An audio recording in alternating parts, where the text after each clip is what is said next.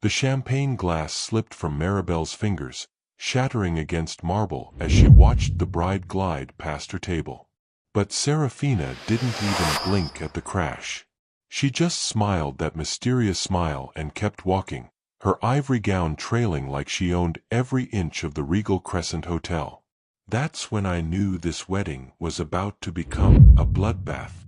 Picture this, the most exclusive ballroom in the city, dripping with crystal chandeliers worth more than most people's houses. Violins weeping romantic melodies while society's elite whispered behind champagne flutes. Everyone dressed to kill, literally. The bride looked like an angel. The groom looked like he'd already won the lottery. But the woman in the crimson dress? She looked like she was about to burn it all down. Maribel Crown sat in the front row like she belonged there, her red lips curved in a smirk that could cut glass. She wasn't supposed to be here. Everyone knew it. The bride knew it. Hell, even the flowers seemed to wilt when she laughed. See, Maribel wasn't just any wedding guest. She was Damien's dirty little secret. His mistress. His midnight phone calls. His Thursday night appointments that his fiancée knew nothing about. Hi viewers, kindly tell us where you're watching from and what time it is. Warm welcome to the family. Enjoy the story. The thing about secrets though, they have a way of exploding when you least expect them. And tonight, in this glittering palace of lies, somebody was about to light the fuse. Serafina Alcott moved through the crowd like water through silk. Graceful. Untouchable. Every guest she passed smiled and nodded, but their eyes held that hungry look rich people get when they smell money. And Serafina?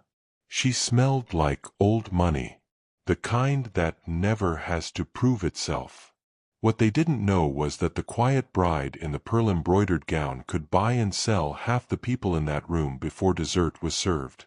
Damien Cale stood at the altar, adjusting his tie for the 10th time. Tall, sharp-jawed, with the kind of confidence that made women swoon and men want to either be him or destroy him. He looked like success in a $1,000 suit. But if you looked close enough, you could see the sweat beading at his temples. Because Damien was drowning. His company, Cale Dynamics, was hemorrhaging money faster than a sinking ship. His investors were circling like sharks. His creditors were sharpening their knives. This wedding wasn't about love. It was about survival. The orchestra struck up the wedding march, and conversations died like someone had hit a mute button. All eyes turned to Serafina as she began her walk down the aisle. She looked perfect. Too perfect.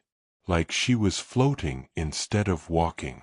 But as she passed Maribel's table, the mistress couldn't keep her mouth shut. "That dress is stunning," Maribel purred, just loud enough for nearby tables to hear. "Though I bet Damien prefers when there's less fabric involved." The words hung in the air like poison. Guests shifted uncomfortably. Some pretended they hadn't heard. Others leaned closer, hungry for drama. Serafina stopped walking. 4-3 heartbeats, the entire ballroom held its breath. The bride stood frozen, her back straight, her head high. Everyone waited for tears. For shouting. For the kind of scene that would be whispered about for years. Instead, Serafina turned her head just enough to look at Maribel. Her smile never wavered. Her voice, when it came, was soft as velvet and sharp as a blade. "How kind of you to notice." Then she continued walking like nothing had happened. But something had changed. The air felt electric. Dangerous. Like lightning was about to strike. What Maribel didn't know was that she'd just poked a sleeping dragon. And what everyone else didn't know was that the quiet, gentle bride they thought they knew was about to show them exactly who she really was. Because Serafina Alcott had been planning this moment for weeks. Every smile, every nod, Every graceful step had been leading to this. Tonight wasn't just her wedding day. Tonight was the night she burned down an empire. Nobody knew the real Serafina Alcott. Not even the man about to marry her. They saw the quiet girl who volunteered at soup kitchens on weekends. The one who blushed when photographers snapped her picture at charity galas. The woman who wore simple dresses to billion-dollar board meetings and apologized when she spoke too long. What they missed was the steel beneath the silk. Serafina learned to hide her power early. Her father, Alaric Alcott, built his empire on one simple rule: let them underestimate you, then crush them when they least expect it. He raised his daughter the same way. While other rich kids flaunted designer clothes and exotic vacations on social media, Serafina studied at Oxford. While they threw parties, she built houses for families who'd never owned anything. While they bragged about trust funds, she learned to run a company that could buy and sell small countries. Alcott International Holdings. You've probably never heard the name, but you've used their products every day. The concrete in your driveway. The steel in your car. The glass in your windows. They didn't advertise because they didn't need to.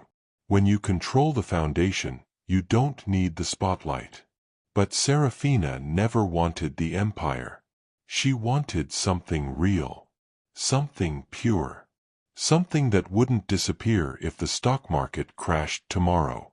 She wanted love. That's how Damien found her weak spot.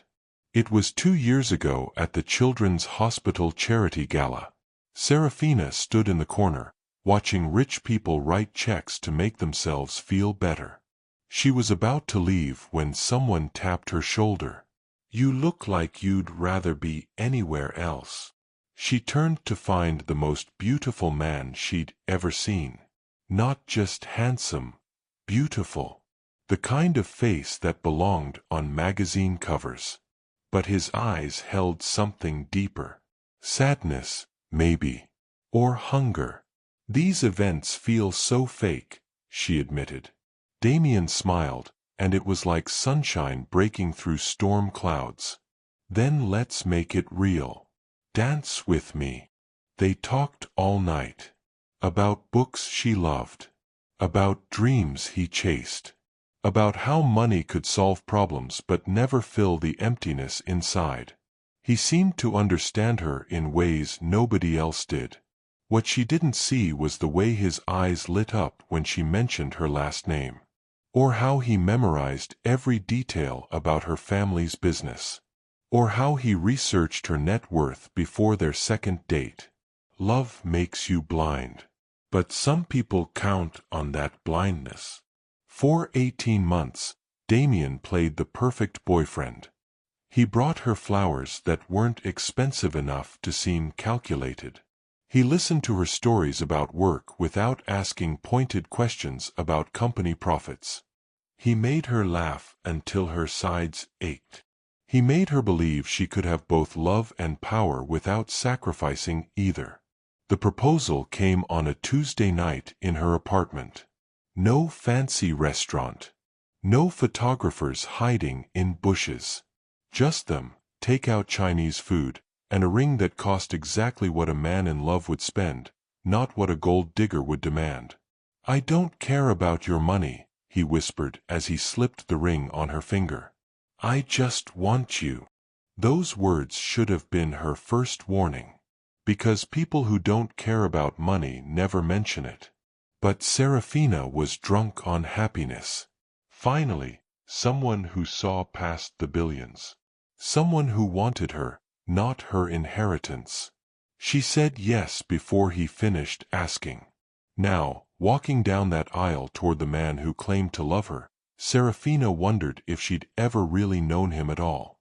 Because 3 weeks ago, she'd found out exactly what Damien Cale truly wanted. And it had nothing to do with love. Damien Cale tasted poverty every morning when he brushed his teeth. Even now, standing in a ballroom that cost more per night than his father made in a year, He could still smell the grease from his dad's auto repair shop. Still feel the shame of wearing the same jeans to school 3 days straight because they couldn't afford the laundromat. Still remember the night his mother cried over unpaid bills while his father pretended to sleep. That night changed everything. 8-year-old Damien made a promise to himself. He would never be poor again. Ever. By 16, he was working 3 jobs and sleeping 4 hours a night. By 25, he'd clawed his way through business school on scholarships and student loans that would take decades to repay. By 30, he'd started Kale Dynamics with borrowed money and borrowed time. The company looked successful from the outside. Sleek offices, important-sounding meetings, press releases about expansion and innovation. But underneath the polish, Kale Dynamics was bleeding money faster than a severed artery. Bad investments, worse partnerships, contracts that fell through at the last minute. Damien had bet everything on a tech breakthrough that never came, and now his creditors were circling like vultures. He needed a miracle, or a very rich wife. That's when fate handed him Serafina Alcott on a silver platter. The night they met, Damien almost walked past her. She stood in the corner of the charity gala like a ghost, wearing a simple black dress that probably cost more than his car but looked like something from a department store. No jewelry except tiny pearl earrings. No makeup except clear lip gloss. She looked ordinary. Forgettable. Then someone mentioned her last name, and Damien's blood turned to ice water. Alcott. As in Alcott International Holdings. As in the company that could solve every problem he'd ever had with a single signature on a merger document. He studied her from across the room. The way she held her champagne glass like it might bite her. The way she smiled politely at conversations she clearly didn't want to have. The way she checked her watch every few minutes like she was counting down to escape. This wasn't some trust fund princess flaunting daddy's money. This was a woman who seemed almost embarrassed by her wealth. Which meant she was lonely. Isolated. Desperate for someone to see her as more than a bank account. Perfect. Damien spent 20 minutes crafting his approach. The right amount of confidence without arrogance. Interest without desperation. He practiced his opening line 3 times in the bathroom mirror. Then he walked over and changed his entire life with 4 words. You look troubled. Why? The rest was theater. Beautiful, calculated theater. Every date was researched. Every gift was strategic. Every conversation was designed to make her feel understood, special, chosen. Damien studied Serafina like she was a final exam he couldn't afford to fail. He learned that she loved old movies, so he bought classic DVDs and pretended to discover them together. He found out she felt guilty about her wealth, so he praised her charity work and never mentioned money. He realized she craved authenticity, so he shared carefully edited stories about his humble background. The hardest part was pretending to be broke. Serafina offered to pay for dinners, vacations, even his rent. Each time, Damien had to swallow his pride and accept her generosity while looking embarrassed about it. He became an expert at grateful smiles and promises to pay her back someday. She ate it up. Here was a man who loved her despite her money, not because of it. A man who saw past the billions to the woman underneath. What she didn't know was that those billions were all he saw. The engagement ring nearly bankrupted him, but it was an investment. 18 months of dating had been foreplay. Marriage was the real prize. Once they were legally connected, the merger between Kale Dynamics and Alcott International would be inevitable. Family business, they'd call it. Damien would go from drowning entrepreneur to corporate royalty overnight. His debts would disappear like morning mist. His creditors would become supplicants. His father would finally be proud. All he had to do was say 2 words, "I do." But Damien had one weakness, one crack in his perfect plan. Her name was Maribel Crown, and she was about to destroy everything he'd worked for. They'd met 3 years before Serafina. Maribel was everything Serafina wasn't: bold, dangerous, addicted to chaos. She made Damien feel alive in ways he'd forgotten were possible. The sex was incredible. The fights were legendary. The makeup sessions left them both bruised and breathless. But Maribel was also broke. Beautiful, passionate, and completely unable to solve his financial problems. So when Serafina appeared like an answered prayer, Damien made a choice.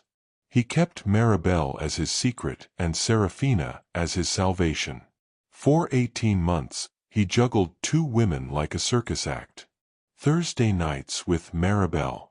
Every other weekend with Serafina. Separate phones, separate lives, separate lies.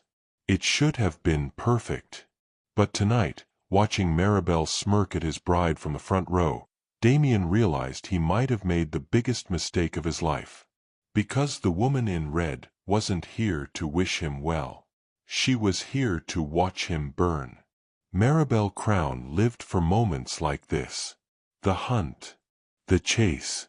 The sweet moment when everything fell apart and she was left standing in the wreckage, laughing. Some women collected shoes. Others collected jewelry. Maribel collected married men's secrets, and she wore them like trophies. Tonight's trophy was going to be special. She'd been Damien's mistress for 3 years, back when he was just another ambitious nobody with great hands and bigger dreams.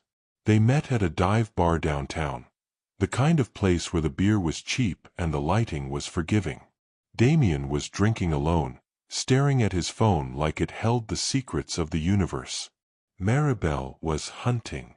She could smell desperation from across a crowded room, and this man reeked of it. "Bad news?" she asked, sliding onto the barstool next to him. He looked up, and she saw it immediately. That hungry look she knew so well. The look of a man who wanted everything and had nothing. "Company's failing," he said simply. 10 years of work down the drain. Most women would have offered sympathy. Maribel offered something better: distraction. They spent 3 days in his apartment, ordering takeout and pretending the outside world didn't exist. By the end of the weekend, Damien was addicted to her particular brand of chaos. Maribel understood men like Damien. They were driven by 2 things: ambition and lust. Feed both appetites, and you owned them completely. For 2 years, she was his escape from reality. When business deals fell through, he called her. When investors said no, she made him forget with her mouth and her hands and her complete lack of boundaries. She thought they had forever. Then Serafina Alcott walked into his life, and everything changed. Suddenly, Damien was too busy for their Thursday night ritual. His texts became shorter, less frequent. He stopped taking her calls during business hours. At first, Maribel assumed it was another failed relationship. Damien dated plenty of women, but none of them lasted longer than a few months. They were all too needy, too clingy, too ordinary for a man with his appetite. But this one was different. "I'm in love," he told her one night, lying naked in her bed while she traced patterns on his chest. Maribel laughed. "You don't know what love is." "I do now." His voice carried something she'd never heard before. Wonder. Hope. "She's perfect, Maribel. Pure. Everything you're not." The words hit her like a slap, but she kept her face blank. Men always said cruel things when they were trying to convince themselves they wanted out. "What's her name?" "Serafina. Rich girl." Damien's silence told her everything she needed to know. That night, While he slept, Maribel did her research. By morning, she knew more about Serafina Alcott than most people learned about their spouses in years of marriage. Old money. Serious money. The kind of money that could solve all of Damien's problems with a single bank transfer. The pieces fell into place like a jigsaw puzzle. Damien wasn't in love. He was in business. But instead of confronting him, Maribel decided to play a longer game. She became the perfect side piece. Understanding when he canceled dates. Supportive when he talked about his future wife. Available whenever he needed her, but never demanding more than he was willing to give. All while planning his destruction. Because Maribel had learned something important about powerful men, they always underestimated women. Especially women like her, beautiful, dangerous, and apparently powerless. They saw the red lipstick and the tight dresses and assumed she was just another pretty face with nothing between her ears. They never looked deeper. Never saw the intelligence behind the smirk or the careful planning behind the chaos. Their mistake. For 18 months, Maribel gathered evidence. Photos of their dates. Screenshots of his texts. Recordings of phone calls where he complained about his boring fiancée and her annoying charity work. She had enough ammunition to blow up his perfect life 10 times over. The question was when to pull the trigger. The wedding invitation arrived with her name written in gold calligraphy. At first, she thought it was a mistake. Then she realized the truth. Damien wanted her there. He needed to show off his prize, prove to himself and everyone else that he'd won. His arrogance was breathtaking. And incredibly stupid. Because tonight, sitting in the front row in a dress the color of blood, Maribel was going to give him exactly what he deserved. She watched Serafina glide down the aisle and felt an unexpected stab of something that might have been pity. The bride looked so innocent, so trusting, so completely unaware that her perfect prince was nothing but a well-dressed con man. But pity was a luxury Maribel couldn't afford. This wasn't about Serafina. This was about Damien learning that some women bite back. As the bride passed her table, Maribel couldn't resist one small taste of the chaos to come. That dress is stunning. Though I bet Damien prefers when there's less fabric involved. The words hung in the air like smoke from a lit fuse. Serafina stopped walking. For a moment, Maribel thought she'd won. The bride would crumble, the wedding would collapse, and Damien would learn what happened when you played games with fire. Instead, Serafina turned and smiled. Actually smiled. How kind of you to notice. Then she kept walking like nothing had happened. Something cold settled in Maribel's stomach. That wasn't the reaction of a broken woman. That was the response of someone who knew exactly what game was being played. And maybe someone who was playing her own game entirely. The first whisper reached Serafina 3 weeks before the wedding. It came from her assistant Patricia, who'd worked for the Alcott family for 15 years and had a talent for hearing things other people missed. There are rumors, Patricia said carefully, setting down Serafina's morning coffee. About Mr. Kale. Serafina looked up from her laptop, where she'd been reviewing financial reports that would bore most people to tears. What kind of rumors? The kind you don't want to hear 3 weeks before your wedding. Patricia had a gift for delivering bad news like a doctor announcing terminal cancer, gentle but uncompromising. She'd perfected the technique during Serafina's teenage years, when delivering reports about failed tests and broken curfews. Tell me, he's been seen with a woman multiple times over the past year. The words hit like ice water in her veins, but Serafina's face remained perfectly calm. 25 years as Alaric Alcott's daughter had taught her to never show weakness, even when your world was cracking apart. What woman? Her name is Maribel Crown. She works in marketing for a cosmetics company downtown. They've been meeting at the Meridian Hotel every Thursday night for months. Every Thursday night. The same night Damien claimed to have late business meetings that ran until midnight. Serafina set down her coffee cup with hands that didn't shake. Are you certain? I had it verified by 3 separate sources. Patricia's voice was soft but sure. I'm sorry. For 30 seconds, they sat in silence. The only sound was the ticking of the antique clock Serafina's grandmother had left her. The same clock that had counted down to every important moment in 3 generations of Alcott women. Finally, Serafina spoke. I want to see the evidence. By evening, Patricia had assembled a file that read like a private investigator's wet dream. Hotel receipts. Restaurant bills. Parking garage security footage showing Damien and a stunning redhead entering the same elevator on dozens of occasions. But the photograph was what broke something inside Serafina's chest. It showed Damien and Maribel on a hotel balcony, her red dress puddled at their feet, his hands tangled in her hair. They were kissing like the world was ending, like they were the only 2 people who'd ever discovered passion. The way he'd never kissed her. Serafina stared at the photo until the details burned into her memory. Then she closed the file and walked to her father's study. Alaric Alcott was 73 years old and still worked 16-hour days because stopping would mean admitting he was mortal.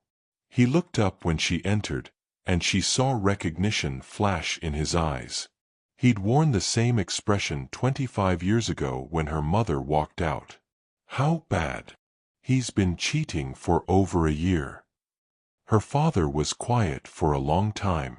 When he finally spoke, his voice carried the weight of experience. What do you want to do? I don't know. Yes, you do. She did know. The smart thing would be to call off the wedding immediately. Cut ties, move on, pretend it never happened. Save herself the humiliation and him the satisfaction of thinking he'd fooled her completely. But Serafina had inherited more than money from her father. She'd inherited his sense of justice. I want him to pay. Alaric smiled for the first time in weeks. Then make him pay. But do it smart. Do it devastating. Do it once. They talked until dawn about strategy, timing, and the exact price of betrayal. By the time the sun rose over the city, Serafina had a plan that would destroy more than just Damien's wedding day. It would destroy his entire future. The next 2 weeks were torture disguised as wedding planning.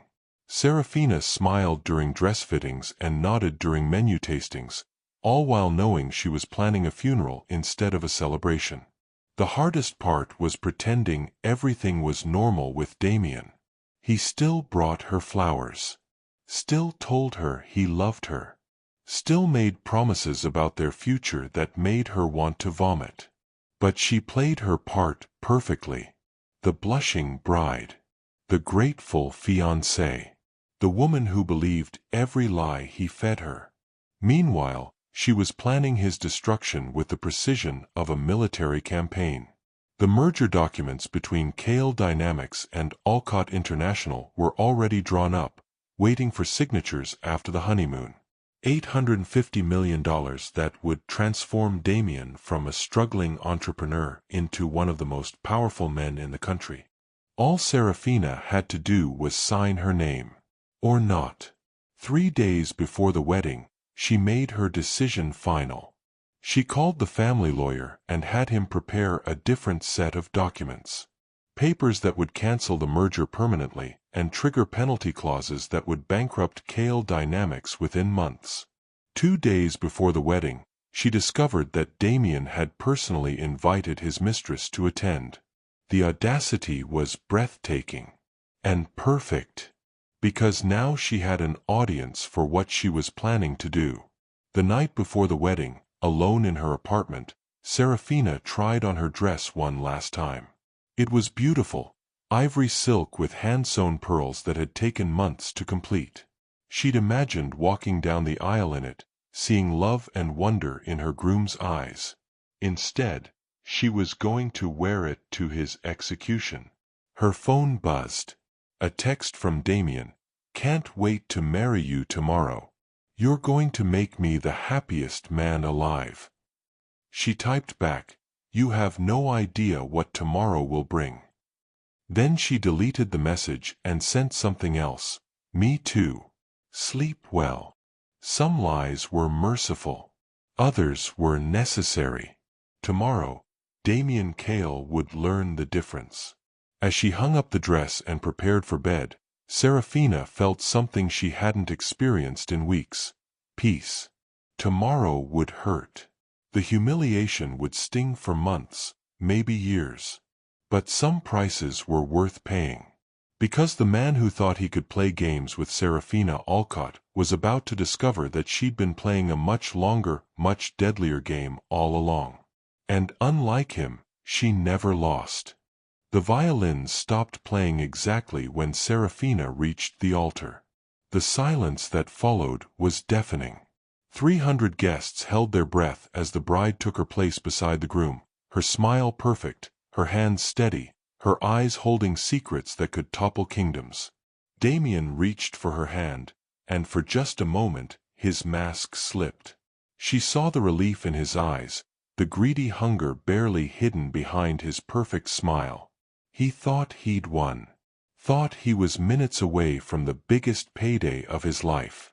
The poor fool had no idea he was standing at his own funeral. Reverend Matthews cleared his throat and began the ceremony with words about love and honor and faithfulness. Each syllable felt like nails on a chalkboard. Serafina nodded at the appropriate moments, smiled when expected, played the role of blushing bride one last time. But her attention kept drifting to the woman in red. Maribel sat in the front row like a queen holding court, her legs crossed, her smile sharp enough to cut glass. She was enjoying this way too much. The drama, the tension, the knowledge that she held enough secrets to destroy everyone in this room. What Maribel didn't understand was that some secrets cut both ways. The guests whispered behind their programs, pretending to discuss the beautiful flowers while actually dissecting the scandal sitting right in front of them. Everyone knew who Maribel was. Nobody dared to say it out loud. "If anyone objects to this union, speak now or forever hold your peace." The words hung in the air like a loaded gun. Maribel shifted in her seat, her eyes glittering with mischief. For one heart-stopping moment, Serafina thought she might actually stand up and confess everything right there in front of God and everybody. Instead, she just smiled wider and stayed silent. But Serafina could read the message in that smile. "I'm saving the best for last." The ceremony continued. Vows were exchanged, lies wrapped in pretty words and delivered with award-worthy performances. Rings were placed on fingers, metal circles that felt more like handcuffs than promises. And through it all, the tension in the room grew thicker, more suffocating, like the air before a tornado touches down. By the time they reached the reception, Serafina could feel the storm building. Guests clustered in small groups, their conversations too quiet, their laughter too forced. Everyone sensed something was wrong, but nobody could put their finger on exactly what. Except Maribel. She moved through the crowd like a shark through bloody water, making small talk that carried hidden meanings, dropping hints that made people's eyes go wide before they quickly looked away. She was playing with her food before eating it. The champagne flowed like water. The orchestra played songs about love and happiness while the bride and groom danced their first dance, spinning in perfect circles that fooled absolutely no one. When the music ended, it was time for speeches. Damien stood first, raising his glass with hands that trembled just slightly. His voice carried across the ballroom, strong and confident and completely fake. I want to thank everyone for being here tonight. You've made this the most perfect day of my life. Serafina, you've made me the luckiest man in the world. I promise to love you, honor you, and cherish you for the rest of our lives." The applause was polite, scattered, brief, because everyone in that room knew they were watching a lie wrapped in expensive clothing. But before Damien could sit down, before the moment could pass, Serafina rose from her chair. The room went silent so fast you could hear champagne bubbles popping in crystal glasses. Serafina stood like a goddess preparing to pass judgment. Her voice, when it came, was soft as silk and sharp as a blade. It carried to every corner of the ballroom without her needing to raise it even slightly. "Thank you all for being here tonight. This was supposed to be the happiest day of my life." Pause. Let the word "supposed" sink in like poison. I had dreams about this moment. About standing here with the man I love, surrounded by friends and family, celebrating the beginning of our forever. Her eyes found Damien's face. He was starting to sweat now, confusion and panic warring across his features. But dreams and reality are very different things, aren't they? The guests leaned forward in their chairs. Cell phones appeared like magic, ready to record whatever was about to happen. "You see, I've learned some very interesting things about marriage recently. About loyalty. About faithfulness. About what it means when someone promises to love only you." Maribel's smirk was starting to fade. This wasn't going according to her script. "I've learned that some people view marriage as a business transaction. A way to solve financial problems. A method of gaining access to things they could never earn on their own merit." Damien tried to speak. "Serafina, what are you?" She held up one perfectly manicured hand, and he stopped mid-sentence like she'd pressed a mute button. "I've also learned that some people mistake kindness for weakness. They see someone who volunteers at shelters and assume she's naive. They see someone who doesn't flaunt her wealth and assume she's powerless." Her smile was beautiful and terrible. That's a very dangerous assumption to make. The ballroom was so quiet you could hear hearts beating. "Damien Kale, you stand here tonight believing you've won some kind of prize. That you've successfully convinced me to love you. That in a few hours, you'll have access to my family's fortune and your company's debts will magically disappear." His face went white as paper. But love built on lies isn't love at all. It's fraud. And I've never been fond of frauds. She turned to address the room, her voice carrying like she was speaking to Parliament instead of a wedding reception. "Ladies and gentlemen, I want you to witness something historic. Tonight, you're going to see what happens when someone mistakes mercy for stupidity." The pause stretched like a rubber band about to snap. "This wedding will not continue. The marriage contract is void. And the $850 million merger between Alcott International and Kale Dynamics." Another pause. The entire room held its breath. "Consider it permanently cancelled." The explosion of voices that followed was like a dam bursting. Guests gasped, shouted, scrambled for their phones. Business partners who'd been counting on the merger went pale. Investors started making frantic calls. But through all the chaos, Serafina's voice cut like a laser. "Let me be very clear about something. This isn't heartbreak talking. This isn't a woman scorned making emotional decisions.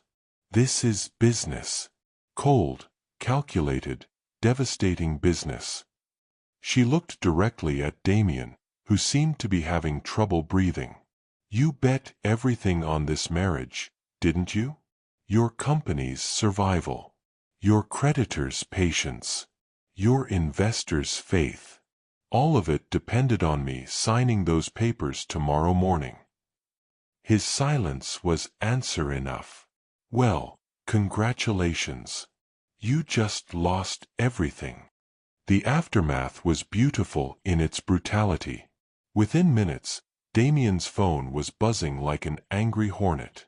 Creditors who'd been waiting patiently for the merger suddenly wanted immediate payments. Investors who'd trusted his promises demanded emergency meetings. Partners who'd signed contracts based on anticipated Alcott money started threatening lawsuits. His empire wasn't just crumbling.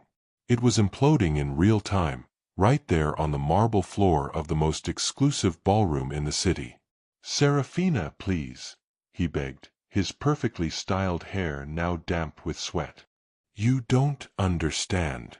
If you cancel the merger, I'll lose everything. The company, my house, my reputation." "Your reputation?" She laughed, and the sound was like breaking crystal. "What reputation is that?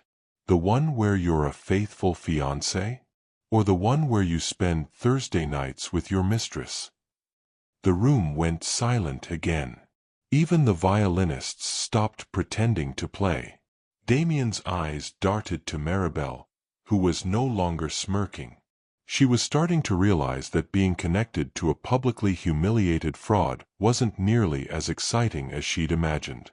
"That's right," Serafina continued, her voice carrying to every corner of the room. "Everyone in this ballroom now knows exactly what kind of man you really are. The kind who lies to the woman he claims to love. The kind who builds his fortune on deception. The kind who thinks he can use people like chess pieces." She turned to address the crowd directly. "But here's what makes this truly poetic. Damien didn't just betray me. He betrayed every person in this room who trusted him. Every investor who believed his promises. Every partner who counted on his integrity. Every employee whose job depended on his honesty." The guests looked around nervously. Some of them had money invested in Kale Dynamics. Others had business relationships that were about to become very expensive mistakes. So when you leave here tonight, remember this moment. Remember what happens when someone mistakes kindness for weakness. When someone assumes they can play games with people's hearts and futures without consequences. Maribel tried to slip toward the exit, but Serafina's voice stopped her cold. "And Maribel?" The woman in red froze like a deer in headlights. "Thank you for making this so much easier. If you hadn't been here tonight, flaunting your relationship with my fiancé, I might have been tempted to handle this privately. But your arrogance gave me the perfect stage for this performance." Maribel's face flushed red to match her dress. She'd planned to be the star of this disaster, but instead, she was just another prop in Serafina's show. "Now, if you'll excuse me," Serafina said, gathering her ivory gown like a queen preparing to leave court, "I have actual important things to do. Unlike some people, I don't have time to waste on games and lies." As she walked toward the exit, her heels clicking against marble like a countdown timer, the ballroom erupted into chaos behind her. Investors cornered Damien, demanding explanations he couldn't give. Maribel fled through a side door, her head down, her confidence shattered. Guests pulled out their phones to call their lawyers, their accountants, their therapists. But Serafina walked through it all untouched, her head high, her smile serene. She'd just destroyed a man's life in less than 10 minutes, and she looked like she'd simply finished a pleasant conversation about the weather. That's what real power looked like. Not shouting or threats or dramatic gestures. Just the quiet certainty that when you spoke, the world had no choice but to listen. The stories spread faster than wildfire through gasoline. By morning, every gossip columnist in the city was calling it the wedding massacre of the century. Social media exploded with blurry videos of Serafina's speech and theories about what had really happened behind closed doors. But the real damage wasn't in the headlines. It was in the boardrooms. Kale Dynamics stock crashed so hard trading had to be suspended. Creditors who'd been patient for months suddenly wanted payment in full by end of business Friday. Partners started canceling contracts, claiming breach of faith clauses. Within 72 hours, Damien Kale went from rising corporate star to financial pariah. His penthouse apartment was seized by the bank. His car was repossessed in the parking garage of his own office building. His country club membership was revoked when his checks started bouncing. The man who'd built his entire life around the promise of wealth discovered what real poverty felt like. And it was exactly as terrifying as he'd remembered from childhood. But the cruelest twist was that nobody would hire him. Word had spread through corporate circles that Damien Kale was untrustworthy. A man who'd lie to his own wife couldn't be trusted with company secrets or investor money. His reputation was radioactive. Within a month, he was sleeping on his brother's couch and applying for jobs that paid a fraction of what he'd once made. Maribel didn't fare much better. Her company fired her when videos of the wedding disaster went viral. Being publicly identified as a homewrecker wasn't great for a cosmetics brand trying to appeal to married women. The other men in her contact list, married executives looking for excitement, suddenly stopped returning her calls. Being associated with the Kale scandal was social suicide in their circles. She moved back to her hometown in Ohio, where nobody knew about her 15 minutes of infamy, and got a job selling insurance over the phone. Both of them learned the same lesson. Some mistakes cost more than money. They cost your entire future. Meanwhile, Serafina did something unexpected. She mourned. Not for Damien. He'd lost the right to her tears the moment he started lying. But for the dream she'd had to kill. The belief that she could have both love and power without sacrificing either. For 2 weeks, she barely left her apartment. She ate ice cream for breakfast and watched old movies that made her cry. She let herself feel the full weight of betrayal, disappointment, and loss. But on the 15th day, she dried her tears, put on her best suit, and walked into the Alcott International boardroom like a woman who owned the world. Because she did. "I want to expand our charitable foundation," she announced to the executives who'd known her since she was a child. "Double the budget. Triple the projects. I want to build something that matters." Her father smiled from his seat at the head of the table. "What changed your mind?" "I learned that some people see kindness as weakness.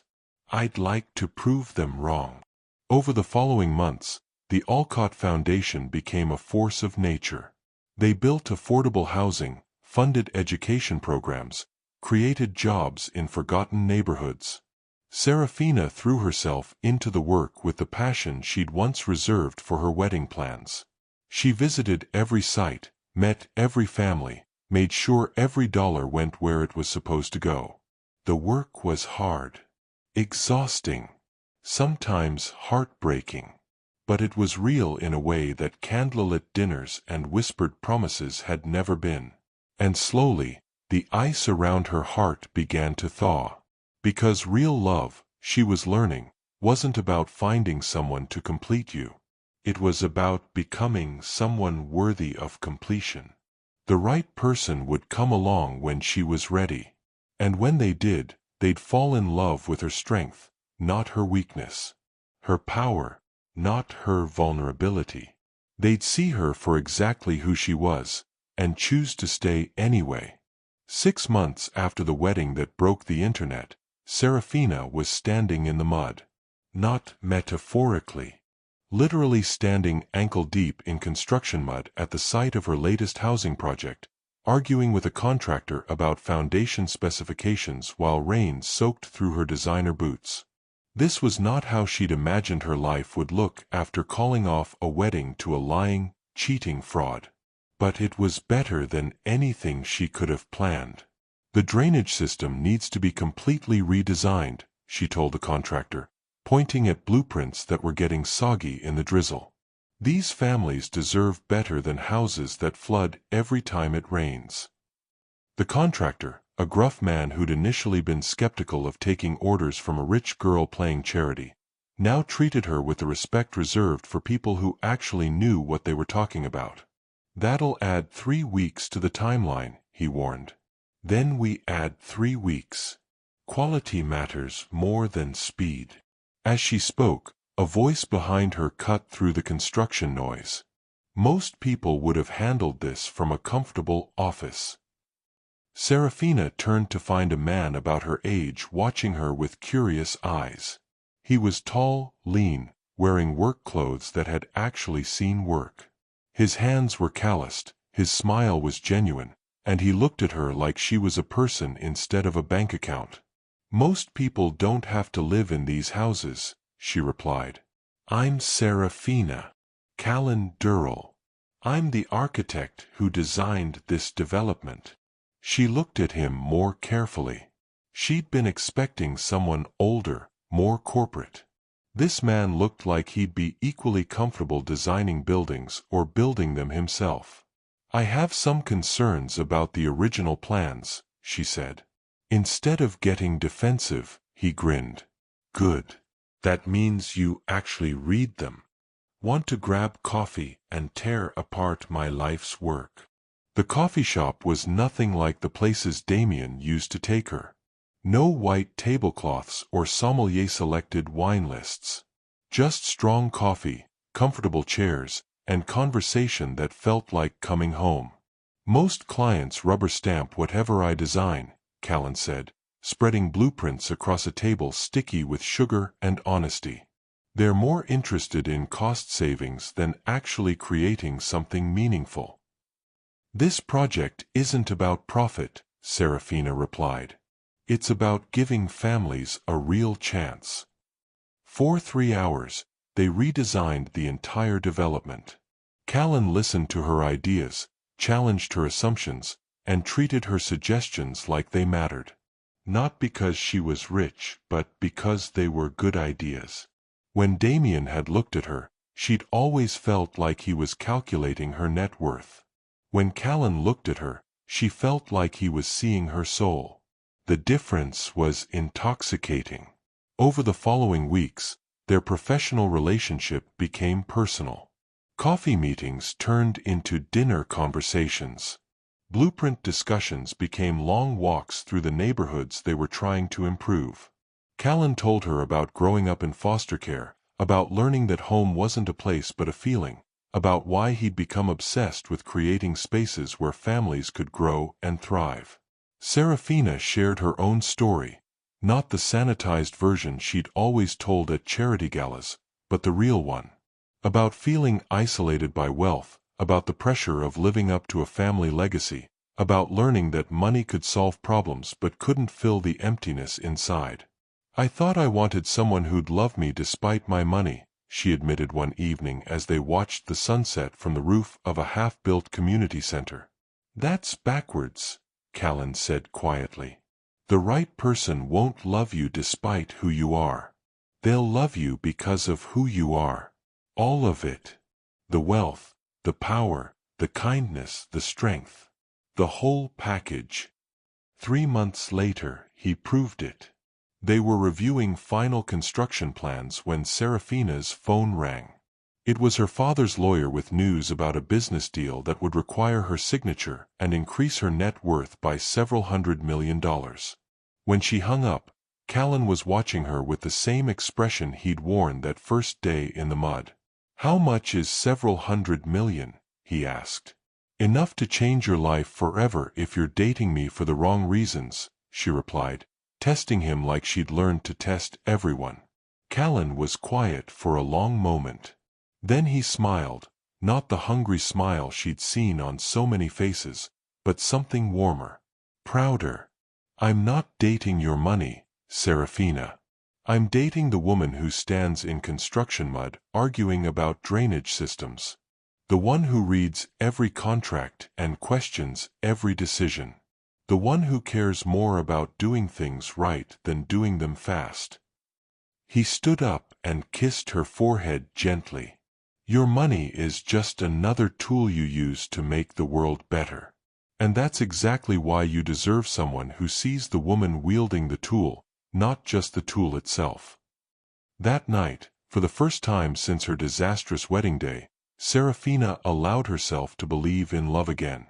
Not the desperate, needy love she'd felt for Damien, the kind that made her ignore red flags and excuse lies, but the steady, honest love that grew between two people who saw each other clearly and chose to stay anyway. The kind of love that didn't need to be proven because it showed up every day in actions, words, and the simple choice to keep choosing each other. 6 months after the wedding that broke the internet, Serafina was standing in the mud. Not metaphorically. Literally standing ankle-deep in construction mud at the site of her latest housing project, arguing with a contractor about foundation specifications while rain soaked through her designer boots. This was not how she'd imagined her life would look after calling off a wedding to a lying, cheating fraud. But it was better than anything she could have planned. The drainage system needs to be completely redesigned, she told the contractor, pointing at blueprints that were getting soggy in the drizzle. These families deserve better than houses that flood every time it rains. The contractor, a gruff man who'd initially been skeptical of taking orders from a rich girl playing charity, now treated her with the respect reserved for people who actually knew what they were talking about. That'll add 3 weeks to the timeline, he warned. Then we add 3 weeks. Quality matters more than speed. As she spoke, a voice behind her cut through the construction noise. Most people would have handled this from a comfortable office. Serafina turned to find a man about her age watching her with curious eyes. He was tall, lean, wearing work clothes that had actually seen work. His hands were calloused, his smile was genuine, and he looked at her like she was a person instead of a bank account. Most people don't have to live in these houses, she replied. I'm Serafina. Callan Durrell. I'm the architect who designed this development.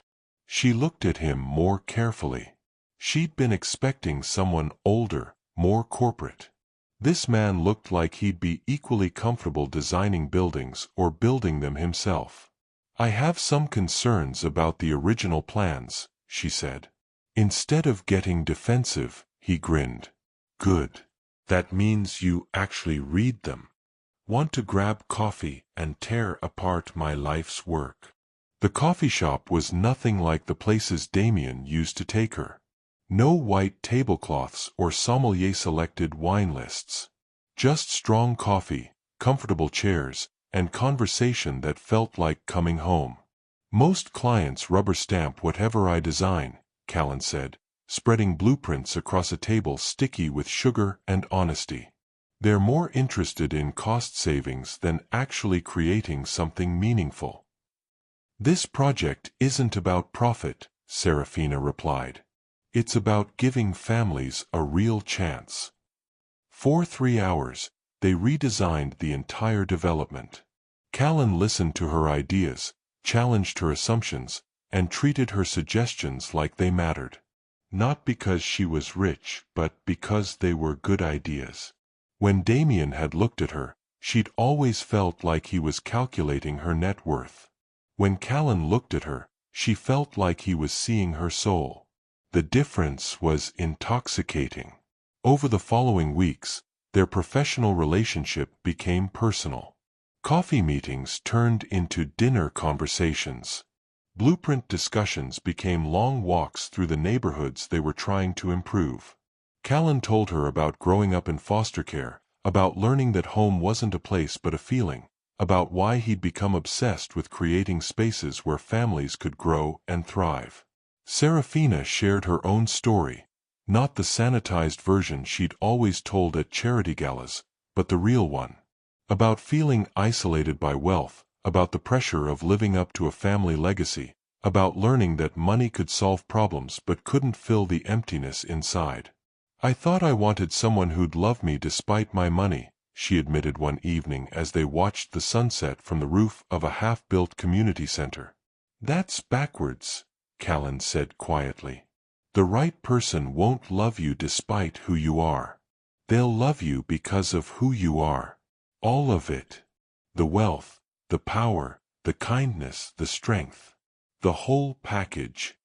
3 months later, he proved it. They were reviewing final construction plans when Serafina's phone rang.